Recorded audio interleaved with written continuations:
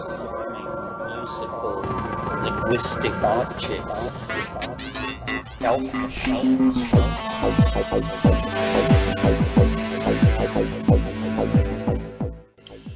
Greetings from Cyberdelic Space. This is Lorenzo, and I'm your host here in the Psychedelic Salon. As you probably noticed, you're only going to hear from me today. I've given all of our other guest speakers some time off, so to speak. Actually, I'm podcasting my talk from the Oracle gathering a couple of weeks ago, mainly because I don't have enough time to digitize and edit one of the other programs I have lined up. My wife and I just returned from a visit with Myron and Jean Stolaroff in their lovely home up in the high desert just at the foot of the Sierra Nevada mountains.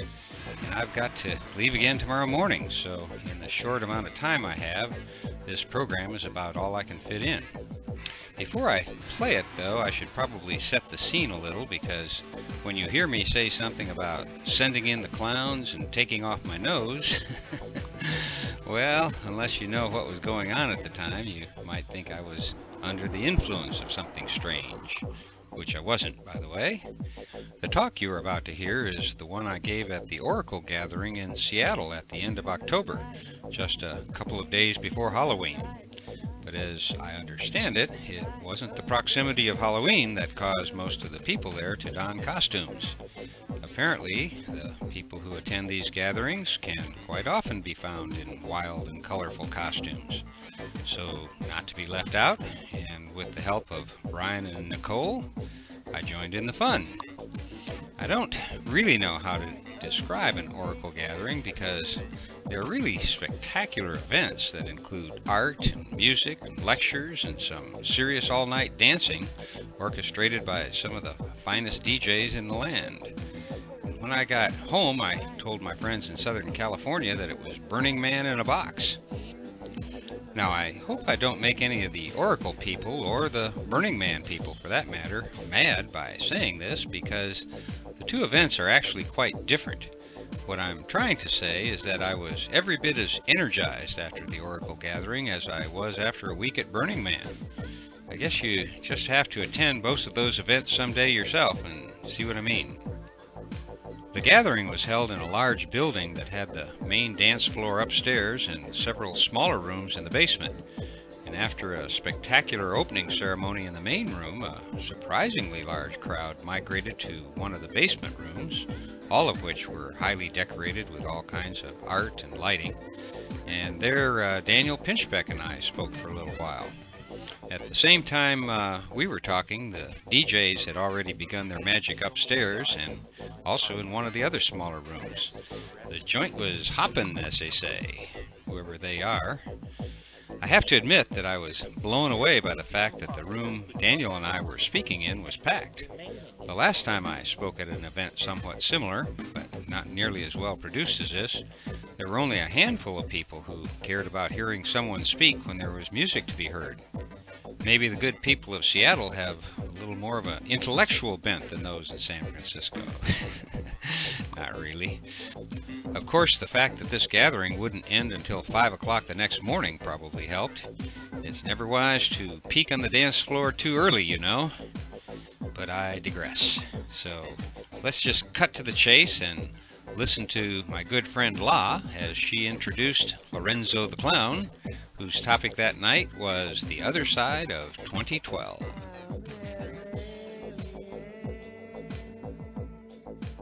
Good evening, everyone, and welcome to the Communiversity portion of this Other Side Oracle tonight. I'd like to introduce Lorenzo Haggerty, who is an old friend of mine. I met him in 1999 in Palenque, Mexico, at the famous ethnobotany seminars there. And Lorenzo has a book that came out in the year 2000 called Spirit of the Internet. He is currently hosting the Psychedelic Salon podcast channel. And for the last 4 years at Burning Man, he has been the Palenque Norte lecture host as well. So tonight he'll be talking about the other side of 2012. Welcome, Lorenzo Haggerty. Thank you, La. They said send in the clowns, and so here I am. But I've got to take my nose off to talk tonight. So after that beautiful opening ceremony, I think that everybody here tonight is already on the other side of 2012. And so what we need to do is get our mindset where we can help other people. That, you know, a lot of people hear this 2012 thing and say, hey, what's up with the 2012 business? You know, who really cares about an old Mayan calendar that's running out? And I think that's an excellent question, you know, that we don't really know a whole lot about it other than they've got an end date that is a little bit in dispute, but around 2012. And, you know, when our calendar runs out, what do? Well, we just start it over again. And thanks to the Catholic missionaries from Spain, they burned all the Mayan libraries, so we really don't know for sure what that's about. But, you know, there's a lot of other things up. I think 2012 is a really interesting target date, particularly since it's so close. But what about what's really going on? I mean, we all are here tonight because I think there's more than just a great happening here. And that happening, I think, is what they called this in the 60s. And this is really a happening. But there's a lot of other things that are happening, particularly with ancient cultures.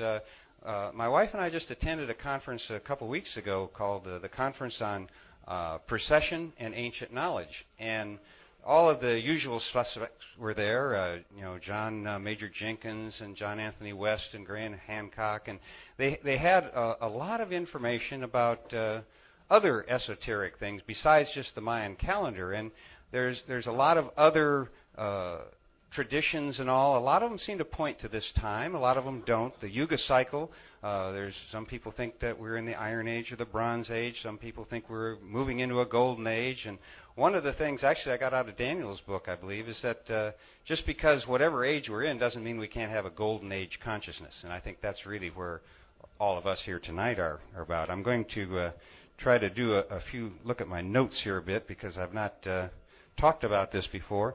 But the CPAC conference, as they called it, had a lot of different traditions and knowledge talked about, and trying to superimpose the Mayan 2012 with the Yuga cycle, with this and that. But the only thing everybody agreed on is that the official story isn't right. You know, we don't really understand a lot of these ancient traditions, and we don't understand for sure about what's going to happen. We've also got the scientists that talk about a technological singularity. But all of us, you know, basically, instead of saying what's up with 2012, we should say, hey, you know, what's up with this planet? You know, that things are different right now. You know, one of the things I guess I picked up and came away with from the CPAC conference, though, is that if you're going to really dig into some of this esoteric stuff, you really need a good BS detector. And, you know, because there's some of that going around. And another thing I walked away with is that we have to really be careful that we don't believe in something just because we want to believe in it. And, you know, my wife and I have been on this path for quite a while, her a lot longer than me. And there's some things we really want to believe. For example, and Daniel, I'm sure, will maybe touch on this, at least in the Q&A, that, you know, Kalaman has a new take on the Mayan calendar, which we really like and buy into, and we have to be careful, though, that we don't just become a cult, you know, and start saying, oh, 2012, you know, what are we going to do? Or can we do anything? Or do we have to do anything? And with all of that's going on, I think that it's important for this community to kind of get a sense of balance and to take these things under advisement, and then to look at what's going on with the planet. Because no matter how you slice it, things are a little different now than any time in recorded history, human history, simply because things are moving so fast. You know, our technology is getting way ahead of us. Unless you're a dyed-in-the-wool Republican or a fascist, you really believe that the climate is changing. I mean, you don't have to really look far to see that. And we've got, you know, things like global warming. The humans are overpopulating this planet. I said the humans. I guess I should say us humans. But sometimes I don't feel like I'm one of them, one of the big consumer society. You know, that one of the difficulties that we have faced, my wife and I, we've thought about, we don't like the way things are going in this country. So we've looked at, do we go here? Do we go there? Should we leave? And yet, when you think about it, the biggest problem I see on the planet is really what we're sending poor young kids to die for, and it's called the American way of life. That the American way of life isn't sustainable. A good way to look at the numbers is to picture yourself on a world cruise, and there's 100 of us signed up, and we're going to take turns running the boiler and driving the ship and all those things. And there's 100 of us, and we've got to share all the resources, and we're going to go around the planet for a year, cruising the oceans, seeing the sights. And yet we get halfway across the Pacific, and we find out that 4 people are using 30% of our resources. And we say, what are we going to do about this? Now, those 4 people aren't worried, because at the rate they're using them, they can make the whole cruise. But the rest of us are going to be starved to death by then. And so that's really the statistics. If you think about it, 4% of the people are using 30% of the resources and doing a quarter at least of the pollution. And so if we're going to change things, running away from here really doesn't seem to be the answer. Doing something here to get us through this crisis might be a little bit better, more of the answer. There's a lot of stuff going on that it's hard to watch the news and not get really negative about life. And you don't have to you can just forget about climate change. Forget about the insane mad people that are taking over the government and doing this murderous wars that they're doing to get resources, and forget about things like that, and look at the Amazon. The Amazon's disappearing because so many Americans like hamburgers. That's one of the reasons. The economics is another. And of course, here in Seattle, what a wonderful place to be, because if there's any energy that's fighting the WTO, it came out here in Seattle. I mean, this is the sort of the heartbeat of a lot of that movement. I've been very impressed in the last couple of days here with the energy in this city. If it wasn't for a lot of other issues, this would be a place I'd really look to move. And so I think that there's energy, there's movement, and yet we look at it and we say, well, it's just me, just little old me. What can I do? And so here is step one, I think, and I'm going to read a quote. This was written by a man living in Paris in 1934. And this is when the Nazis were just really coming into power. World War II is looming. And you can remember all the difficulty. Everything that happened in World War II was a really big mess. And I think we're in a similar kind of vibe right now, but then we have all the global problems. The world economic situation is very dismal. The U.S. credit, the trade balance is essentially our credit card. Our credit card is maxed out, and the possibility of peak oil. And it doesn't mean we're going to run out of oil, but we're going to run out of cheap oil. And we're just in a rut here where we've got a tiger by the tail and can't let go. And so I look back, and in 1934, this guy had a very interesting take on it, and it's what I call step one for moving forward. And here's what he said.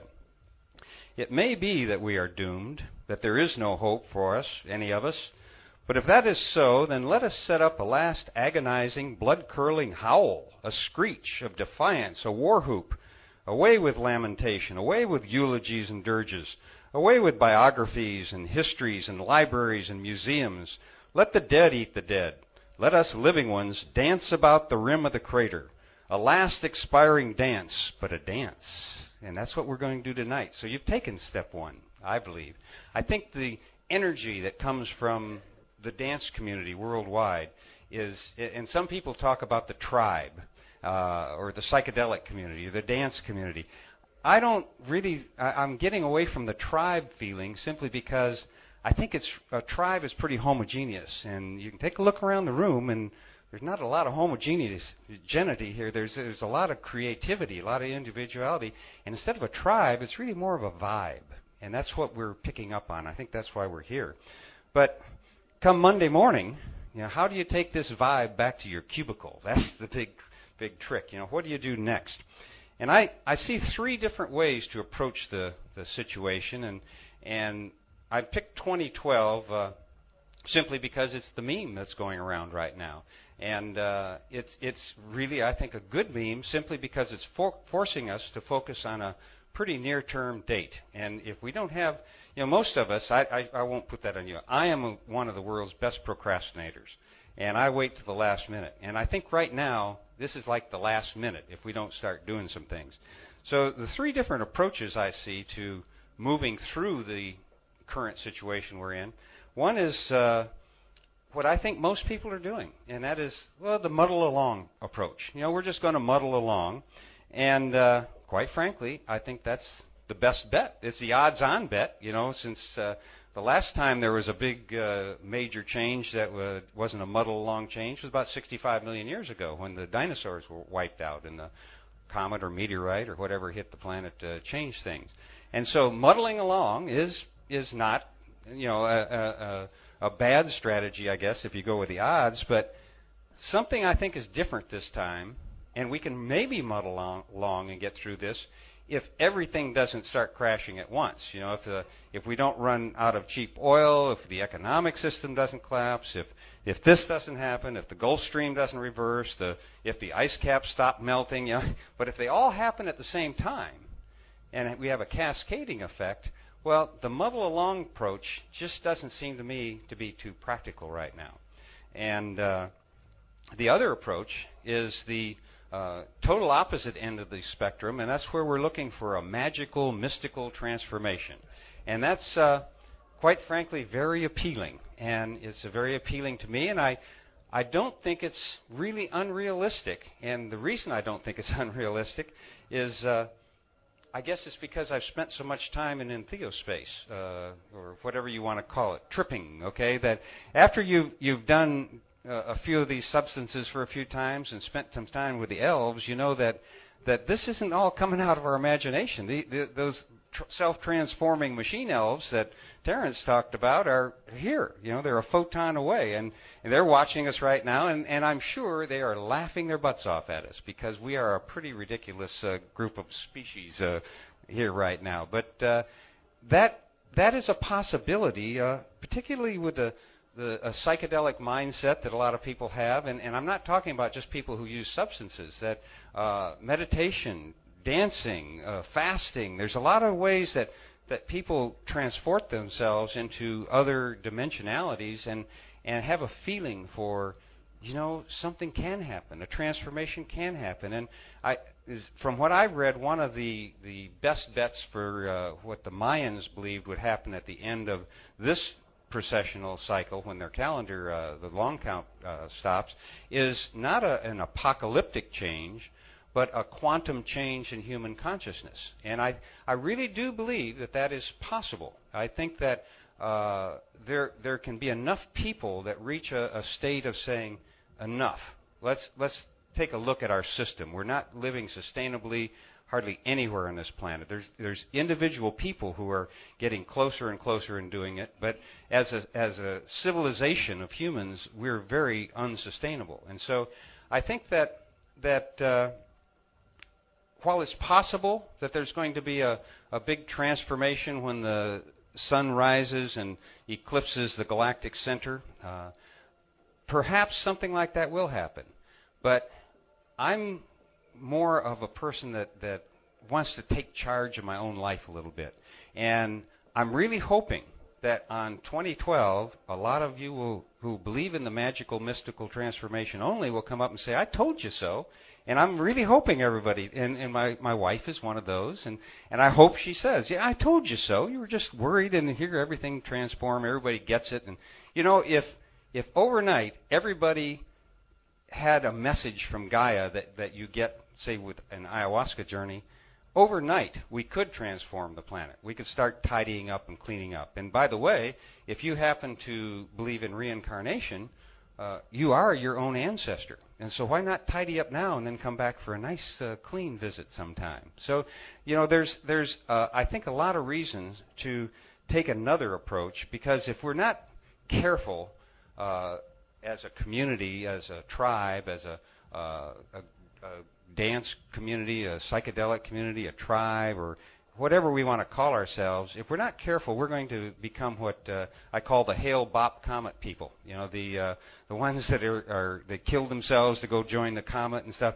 We don't want to. I don't want to. I don't want to be branded that. And I'm being very careful to not let my thinking get that way, because you know what? I want to think that way. I want to believe that. And I do hope for that. And there's a lot to be said about the law of attraction. And if enough of us are thinking that way and attract that vibe, but I think we have to do more than think to attract it. I think we have to, put legs on that thinking and start doing some things. So if you're just going to believe in a magical, mystical transformation, well, what difference does it make what you do right now? And my personal belief is it's going to make a lot of difference what all of us do in the next few years, whether it's between now and 2012 or between now and 2050 or between now and the end of this century. We are, at least in this century, there's going to be a major, major transformation, I believe. But I'm not counting on that kind of a major transformation, although I'm not a gambling person, but if I was, I'd bet that within 10 years, what we call the United States of America, not very united really, but I don't think it's going to be around in its present form. I think it's changing. I think the whole global economic system is changing, and I think it's going to happen in less than 10 years. But if it doesn't, if we're muddling along, well, what's the middle road? The Buddhist middle road approach between the head in the sand, muddle along, and the mystical, magical transformation. Well, when La asked me to give her a little paragraph about what I was going to talk about tonight, I very casually dashed off a quick email. I said, well, we'll talk about Plan B. If you don't have Plan B, you're part of somebody else's plan. I'll talk about my Plan B. And then we sat down, my wife and I, started talking. You know what? Our Plan B went away not long ago, and I'll explain that. So I don't really have a cool Plan B right now, but we have a vision of the future, and our vision has only 2 points to it right now, and that is by 2012, and we're using that deadline personally, we want to be off the grid and able to detach from the system if the system crashes, goes away, or gets really radically changed. So we want to be in a position physically for ourselves and our friends and family that we could do that. Now, our original Plan B, we started with a group a couple years ago, and we got quite a long way down the line of planning a little intentional community, and we researched how we could grow, do our own biofuel and grow organic vegetables, and we were coming together, and it was looking really good. And then one of us made the classic mistake that everybody advises against, and they went out and bought some land. And if you don't have your plan in place, we found, before you buy the land, all of a sudden it becomes that person's project. And so our whole little group just disintegrated and dissolved, and so we had to start over again. Now, which we're doing, and so tonight, really, what I'm going to do is I'm going to tell you sort of my reasoning why I think we all need a Plan B, and I think we need to be thinking about it pretty quickly and start implementing it in our own lives as best we can. And one of the reasons I think that the system is going to transform, and if you're attached to the system, the global economic system and the U.S. system, which we all are, by the way, and it's very difficult to detach, nobody can do it alone. I think the 60s hippie thing of, let's all run away and have a commune and like that, it's just didn't work out. It's not feasible.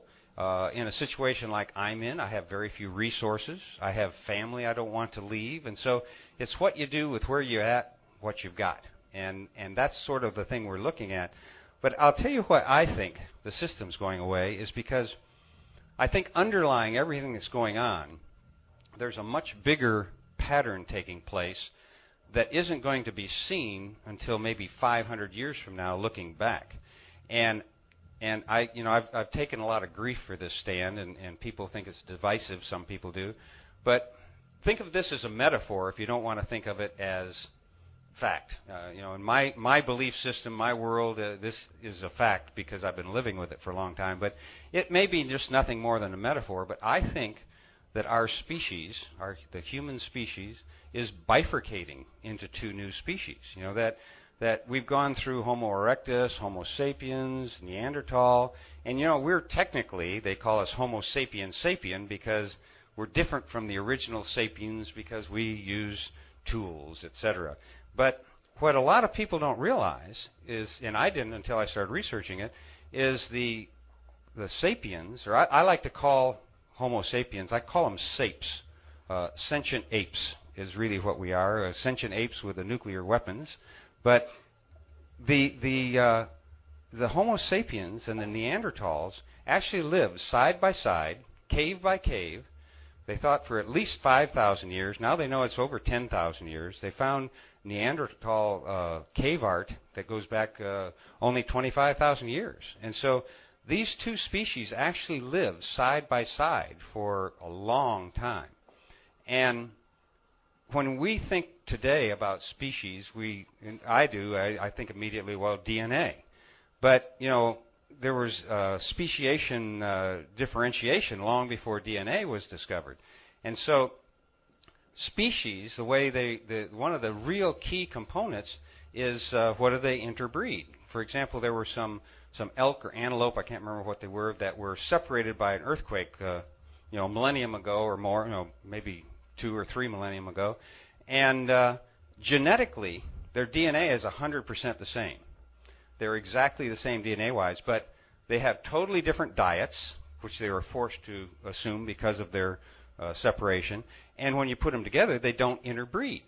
They are two different species, even though their DNA is the same.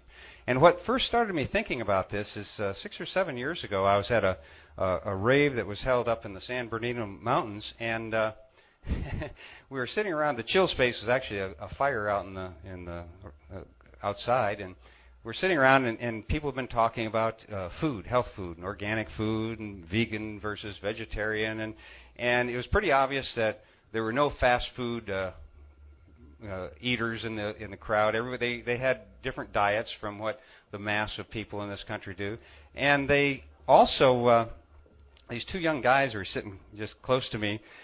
One of them brought up a famous pop star, I think it was Britney Spears, and this kid says, I wouldn't screw her with your dick. And I thought, wow, this kid's a different species, he wouldn't interbreed. And, if you give this a little thought, think of some of the sapes because I don't think there's any sapes in here. I see the river of humanity as flowing and having two channels right now, two streams. And the one stream is a stream that's been flowing since we started walking upright and having emotions, is the stream I call the universal human. And the other stream is it had been the sapiens, and then another channel of Neanderthal, and that stream went into a swamp and died out. And so now we've got the universals and the sapes. Now, the reason I call them universals is I've had the great privilege in the last 22 months of watching an infant grow into a little girl walking around. And, when children are born, they're sort of like stem cells. They can become anything. And, they lay in their crib and they have this really mystical experience. There's a lot of reason for people to say that until a child gets a year or so old, they're really in a psychedelic state. And I don't have time to go into some of the explanation behind that, but they're really in this state. And if you've ever been in one of these states and experienced this, that's where they're laying in the crib doing that, and they have this color and this nice breeze, and what an experience. And then their parents come and say, that was a bird, a peacock. And a little piece of mosaic goes over this experience, and language comes in, and culture comes in, and family comes in, and nation comes in, and religion comes in, and we cocoon ourselves into this cocoon of a worldview that no longer are we universal humans, because now we're defending our country and our religion, but we could have become anything. If we were adopted by people in Iran right now, we may be Muslims. We may be thinking totally different, even though we started with the same genetic makeup. And so I think we all come into this world as universal humans. And to become back to universal, we have to crack this shell, this chrysalis, and spread our wings again. Now, between these two channels in this stream of humanity is where I see the dance community. And I think that the dance community is the magnet where we bring people from the sape stream and move them through this membrane into the universal stream where they started. And, in chaos theory, they call moving from one basin of attraction to another, the new basin is called a strange attractor. And just take a look around the room. This isn't a strange attractor. I think there's a lot of strange attractors here. I think that I really, truly believe that the dance community worldwide, which is, I believe, probably one of the longest running what they call youth movements in history, although the youths are getting pretty old, a lot of them now. I think this is the energy, this is the vibration, and that's why I like to come to these events, because I get recharged. I get a lot of hope. And I think that if we can just attract more people and bring more people to this, like tonight is like the most beautiful example, because there are people here of all ages. There's little children, there's older people. I'm a grandfather, I'm living on Social Security. My God, and when the system goes, I'm going to be out of luck. But I've got a lot of capital. It's called social capital. And that's what we all have, is the friends, the social capital. So if I think that really 500 years from now, let's say there's no mystical, magical transformation, I still think that 500 years from now, historians or whatever they call themselves then are going to look back. First of all, we're going to look as foolish as people 500 years ago looked. But if you look back 500 years from today, you see the year 1500. And you look at a generation or even 10 years on either side of that and see what was going on in history. It was one of the most profound changes in human history. Simply, it went from the flat world view to the solar, we're going around the sun, the universe expanded. We've not acquired yet a quantum view of the world, and we're living really in a quantum universe.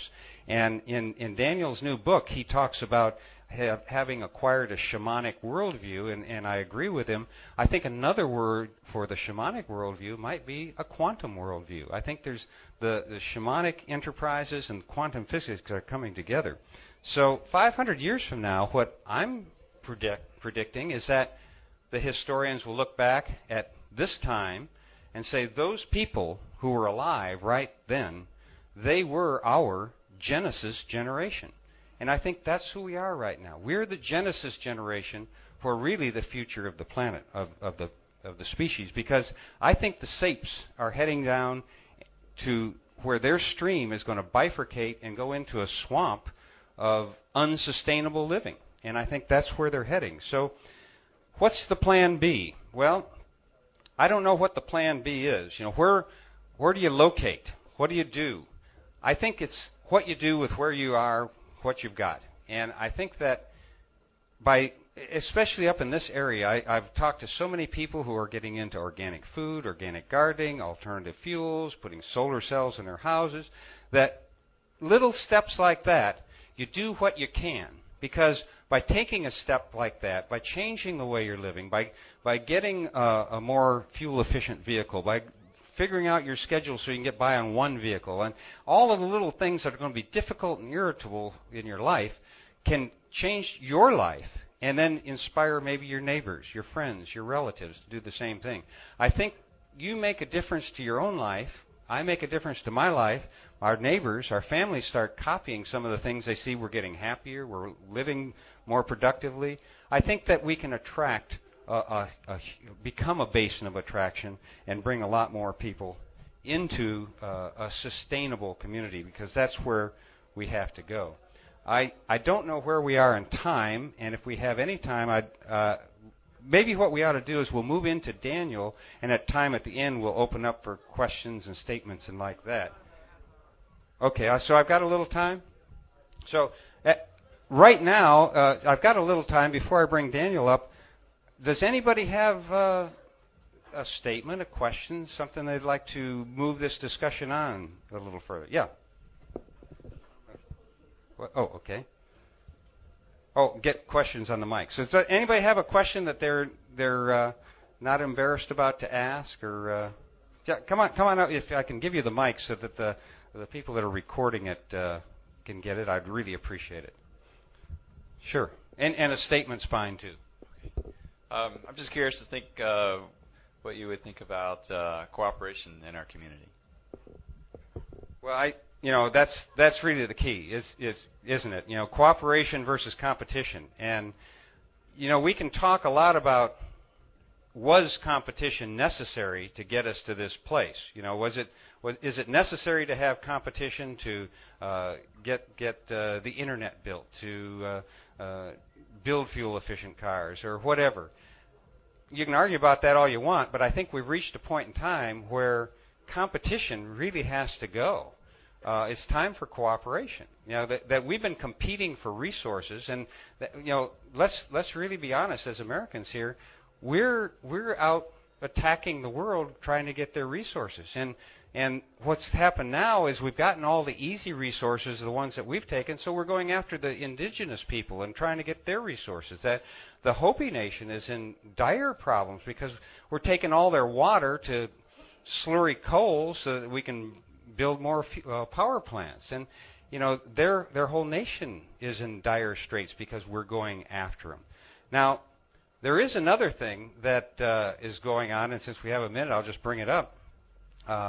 Some of my friends are involved in research with artificial intelligence, and which I think is an oxymoron myself, but they're talking about computer-generated intelligence or human-augmented intelligence. But here's a little factoid that's kind of interesting. If you see things coming at us, is one of the or several of the people who are studying what's going on with power consumption have determined that by the end of this decade, we're talking 4 years, that 1/2 of all the electricity generated on this planet will be used to power computers that are connected to the internet.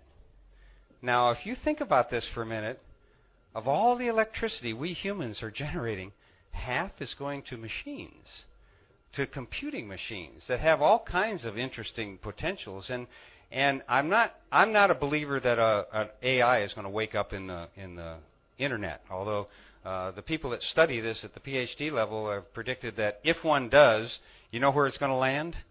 Google, the biggest, largest computer complex in the world now, bigger than the government. So that's encouraging, because if the AI wakes up, I'd rather have it wake up in Google than in the NSA. So I think there is some positive things there.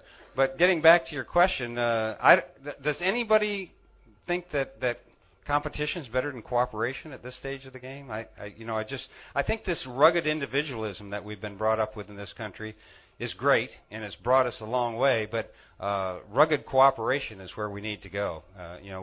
None of us can live on our own. Even the survivalists come into town to buy stuff from time to time. So that's my take on it, anyhow. Any other questions or comments? Brave people right now. Okay. Well, let's kind of. Okay. Yeah. Come on. I just wanted to speak to a crowd that had similar interests as me, because for a long time I felt alone in this in these thought patterns that we have, and I didn't talk about it to other people, so it was really something I was hiding from myself. And recently I started talking about it, and come to find out that everyone that I've been hanging out with for years and years, they all had the same thought patterns. They all had the same energy, and they really started talking to me about it. Made a lot of connections, and I just want to encourage not to be afraid to just talk about what you believe in, and to, if you're an artist, or if you're a music producer, or whatever you do, kind of try to work your message, your personal message, into what you do. And that's really all I had to say. I think that's brilliant and a great suggestion. Terrific. And like you said, it takes a lot of courage the first time or two. I used to promote this saying, let's have a bring your parents to a rave night. And so I don't right now I'm saying bring your grandparents to a rave night, because, and that it's not that far-fetched an idea, because if you think about what parents want for their children, they only want the best. They want good things, and they think that their way is the best because that's what they've done. I went through this whole cycle. And if you bring them to a rave, to a gathering, or whatever you want to call it, and let them see the energy and let them feel the vibe, these people, some of them are in powerful positions in corporations and government, and they can start making some changes too. So I think that if you I think that's great. You start talking to people, you include them, you bring them in, and don't worry about what people think about you, because I think you'll find out, like you just said, most of the time they're thinking the same thing and they're afraid to speak up. So, take a chance. March in the parade. So, how about it? Are some of you going to take your parents and grandparents to a rave sometime soon? As much as it sounds like a joke, I'm really serious about this. I firmly believe that if next weekend everyone, and that means you too, everyone who goes to a rave or a gathering or a happening or whatever you want to call an all-night trance dance party, if everyone took someone to one of those events that was a generation or two older than them, well, I think this world would miraculously change overnight. I really believe that these events are that powerful. So what do you say? Let's get some more of us old guys out there dancing. It certainly can't hurt. I better qualify that. It can't hurt the planet. It may cause a little joint pain in a few of us dusty old farts, but no pain, no gain, as they say. I want to thank John M. for the recording of this talk, which is a lot better than some of the cassette recordings I've been making and subjecting you to lately. Also, thanks to John M., my next podcast will be of the talk that Daniel Pinchbeck gave right after mine, and in it you'll hear a slightly different take on the 2012 meme. If I had the time, I'd like to say more about the Oracle gathering, but I still have a lot of things to do before leaving for the cruise, where Bruce Damer and I will be on a quest to search out some long-lost McKenna tapes. So I'm going to end this podcast a little differently this time. A few months ago, I was contacted by Snapper J and Gizzy D, better known in Ireland and the EU as Analog Minefield. And they asked if it was okay to use a sample from one of these podcasts on a new CD they were recording. You can find them on the web at analogminefield.com, and there you can read, among other things, that they are known for, and I quote, blending elements of trip-hop, reggae, drum and bass, and ambient. Well, after reading that, I was intrigued and listened to some of their music, liked it, and said, sure, go ahead. And yesterday, they sent me a copy of the track they used the sample on and gave me permission to include it in a podcast. The track is called Revolutionary Heartbeat. Cool title, I think. And John Rabbit Bundrick, who played keyboard for The Who, also performs on that track. Now, that probably won't mean much to some of you younger saloners out there, but since I'm a longtime Who fan myself, it adds a nice touch for me. So I'm going to sign off now, but immediately after I do, I'm going to play Revolutionary Heartbeat for you. And I guess I should mention that this track is from Analog Mindfield's new CD titled A Fine Adjustment of Time, that will be released in February of 2007. And I think you'll find that the Terence McKenna soundbite they include here fits right in with today's topic. Before I go, however, I do want to thank Darren, La, Michael, Mark, Isis, Osiris, and the rest of the Oracle Gathering clan, as well as the wonderful people who attended the gathering that night. It was a night I'll long remember. And thank you, John M., for recording this talk and posting it on your website. And a special thank you to Brian, Nicole, and Darren, who put me up, carted me around, and saw to it that I was well costumed and having fun during my entire stay in the Seattle area. The vibe up there is really great, and I appreciate you helping me tap into it. And in addition to Analog Minefield, whose music you're about to hear, my thanks also go out to Chateau Hayuk for the use of their music here each week in the Psychedelic Salon. For now, this is Lorenzo, signing off from Cyberdelic Space. Be well, my friends.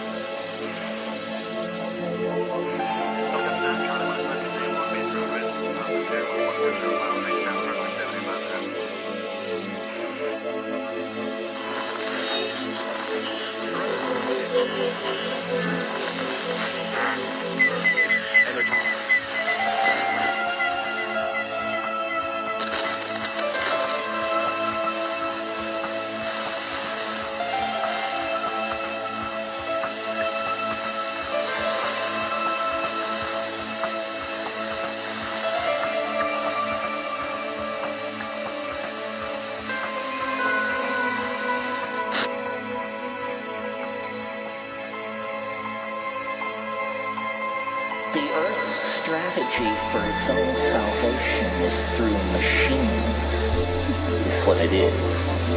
And human beings are some kind of, we are the deputized spouse, we are the bride in this alchemical rarefaction of glasses, ceramics, metals, and volatile materials.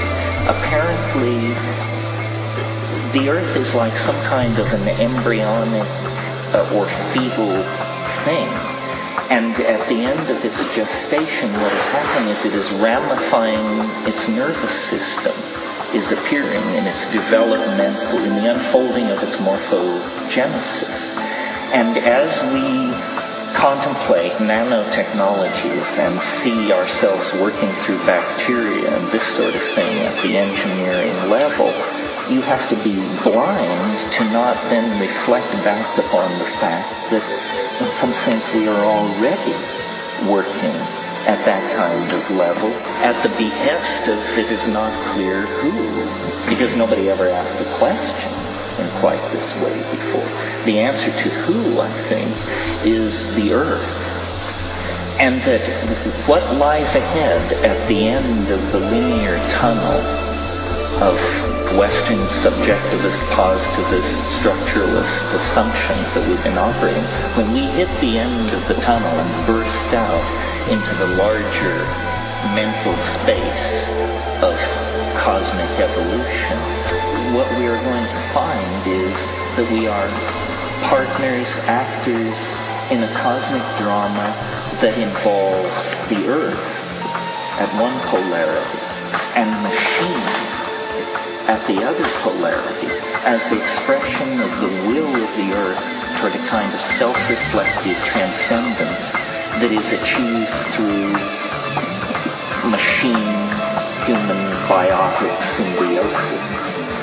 And this is, there'll never be a headline which says this.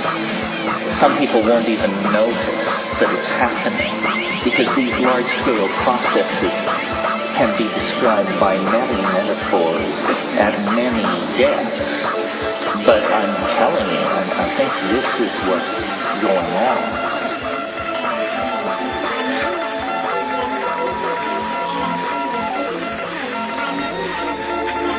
It's not a story about processes out of control.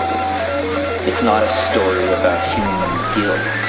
It's not a story full of we musts and we should.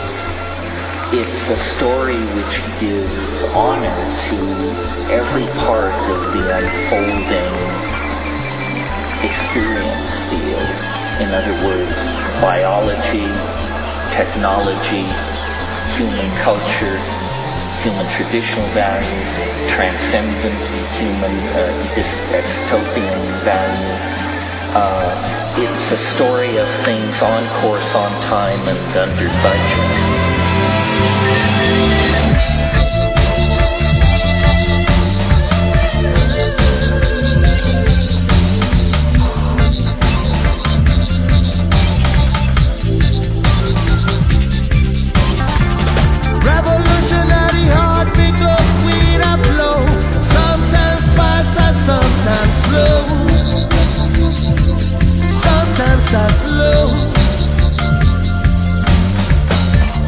Oh, that often